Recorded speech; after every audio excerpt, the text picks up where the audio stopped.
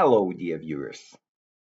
I decided to add to my regular YouTube channel also an English channel, which I believe is extremely important in order to stimulate the debates regarding the current situation in Ukraine, regarding to the situation with this war, regarding to the situation of supporting Ukraine by free and independent world. And I decided to start our talks with the issue related to Belarus. Why Belarus?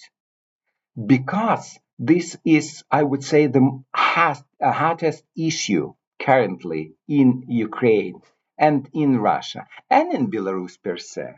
Many observers and people are discussing the issue whether it's possible or not that Belarus is going to join this war, whether it's possible that Belarus is going to make an order which already was received by the Belarusian leadership from Moscow, from Kremlin. Are they really independent? Let us analyze the current economic situation in Belarus. Everybody believes that Belarus is kind of independent country. Everybody believes that Belarus has its own industry. Everybody believes that Belarus is super agro country. But is it a case? In my view, definitely not. Belarus is roughly around 90 billion US dollars GDP last year, 2025. It's significantly lower if you compare with Russia. But if you divide this 90 billion by number of population in Belarus, you can easily find that the level of GDP per capita in Belarus is higher than in Russia. At the same time, Belarus is receiving a lot of benefits from their cooperation with Russia. What kind of benefit they are receiving? Belarus is export-oriented country. More than 60% of their GDP is related to their international trade. More than 60% of their exports goes to the territory of Russia. More than 70% of their imports goes from Russia. So you can see that they are very, very, very dependent from Russia. Was it the case before? Definitely not. Before the events of 2020, when Lukashenko declared after the elections, which he in fact lost, when he declared that he is winning president of Belarus. Immediately after that, there was a huge protest in Minsk, and immediately after that, many people just left the country. They are out of the country. There is no opposition currently in Belarus. There is no any other political leader besides Lukashenko. Only Lukashenko.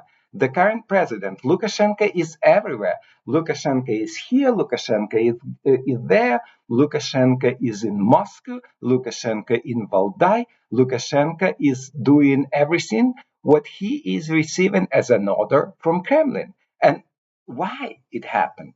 Because they are receiving in Belarus huge benefits of such cooperation with Russia. Moreover, I do not believe even that it's an independent country. All signals which we have currently show us that Belarus is a part, is a region of Russia. Yes, it has certain level of autonomy, but still it's just one of oblast, one of the region of Russian Federation. If at some point Russia will say, hey guys, look, no more we are sending you our raw materials, which is actually the highest share in the imports Belarus receives from Russia. If we are stopping this, and if we are stopping at the same time receiving your export, you are sending to us to Russia, which is import for us. Immediately after that, within the couple of days, we are going to see a collapse in Belarusian economy. Belarus is going to be dead, absolutely dead. Now they are receiving a lot of benefits. They receive raw materials either at a price, the same price which consumers in Russia pay, or at some cases even lower. And when I'm saying they are receiving raw materials, I mean, first of all, oil, gas, everything related to energy sector. So this is the largest benefit, the most significant benefit they are receiving currently from Russia. What they are selling to Russia, they are selling to Russia products with relatively high value added machinery. Before 2020, part of their machinery was so competitive that Belarusian business was able to sell this machinery abroad, mainly in EU. But these times already gone. No more export from Belarus to EU countries, precisely in this area in machinery. Before 2020, Belarus was receiving significant FDIs, foreign direct investments. They were coming from all over the world, but mainly from Europe. Yes, it's true that at that time and also currently, they are receiving significant portions of FDIs from Russia. But no more money from Europe, no more money from the US, no more money from any other parts of the world. Only Russia, only Russia. This gives room for maneuver for the Belarusian government. If you compare the prices in Belarus and in Russia, you can easily find that the level of inflation in Belarus is significantly lower than in Russia. If you compare the tax burden which they have in Belarus and compare it with Russia, you can easily find that it is at least 2 times lower in Belarus than in Russia. 25% of GDP is distributed through budget in Belarus, while in Russia its number is roughly around 50%. So can you imagine 2 times lower, which means 2 times better in Belarus compared with Russia? What does it mean? It means that Russians on purpose create those conditions for Belarus. They create those conditions to give a signal to Belarus that, look, guys, when you are with us, you are going to be okay. If you are not with us, then the collapse of your economy and meaning the country is going to be extremely fast. You will not be able to survive. Of course, you can ask me if they pay significantly lower taxes than in Russia, what's going on with their budget policy, with their budget. And surprisingly, their budget is more or less balanced, used to be in the past. Currently, they're in a deficit zone. Still, deficit is pretty low. Still, in 2025, the deficit was on the level of 2.5% of GDP, which is okay according to many standards. But it's okay when you have 1 year that kind of deficit, and then next year, and then probably a couple of more years, but definitely not when you have that kind of deficit since 2020.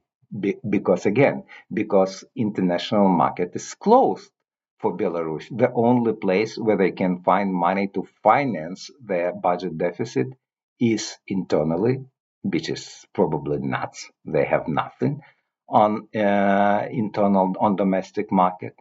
So they have a neighbor, big brother, Russians. They go to Russia, and every year they are negotiating the portion of money they will be receiving from Russia. No doubt.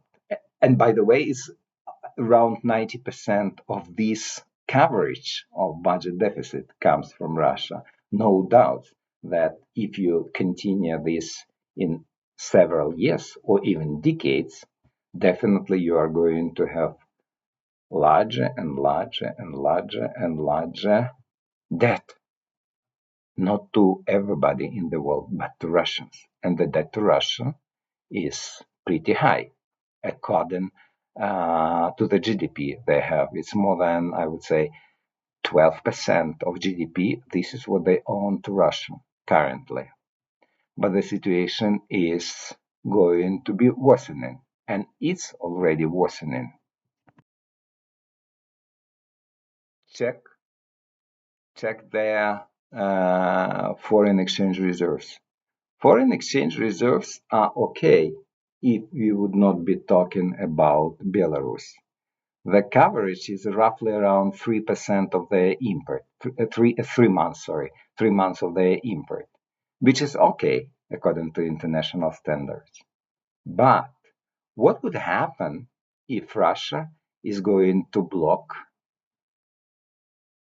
its import they are receiving from Belarus? If the import is blocked, then Belarus has no other source of foreign exchange supply for their reserves, which means that the local currency called ruble, exactly as in Russia, is going to collapse. They simply don't have any tools in their hands to continue this situation as it is now. From this point of view, and why I was telling you all this long story regarding the economic situation in Belarus, is precisely because to give you a feeling that without Russia, current Belarus will not be able to survive, at least in these terms, at least with this leadership. And this message is understood by both sides, by Kremlin and by Minsk. Both understand their relationship. And it gives a significant advantage to Putin. Putin can give an order to Minsk, can give an order to Lukashenko to join this war, to be a part of this war, which he probably already did during Lukashenko's last visit to Valdai, which is a residence of Putin, close to the seaside. He probably already gave this order to Lukashenko. Can we change the situation? Which is the most important thing. Can we change the situation? I do believe that we can change the situation. Economically, with economic tools, we can change the situation. What we can do? Belarus would have no sources of to cover their budget deficit if they will not do what Russians are saying to them. They will be desperately looking for money. We have in Europe to be prepared to supply Belarus with this money, with this financing. We are talking about 2.5 billion US dollars a year to cover their budget deficit. We have to be prepared to open a border with Belarus and let them sell their goods, their products on international market, precisely in Europe. We have to be prepared to understand that extra support will be needed to Belarus in terms of social policy. Belarusian opposition is prepared to come back to the country if regime is changed. But what would happen if regime is not changed? If Lukashenko is going to lead this transition government. This is an issue which also is needed to be discussed. But nevertheless, the risks of Lukashenko making an order he received from Putin is huge. Nevertheless, we do have tools to change his position, to change the position of Lukashenko. And this is the most important thing which we have to keep in mind. Your judgments are very welcome in comments to this video. I would appreciate very much if you can give me a like, and I would even more be appreciated if you subscribe to my YouTube channel, and I promise that we will continue to issue economic videos in English which are related to the situation in Ukraine and in other parts of Europe. Thank you very much and see you very soon. Bye bye.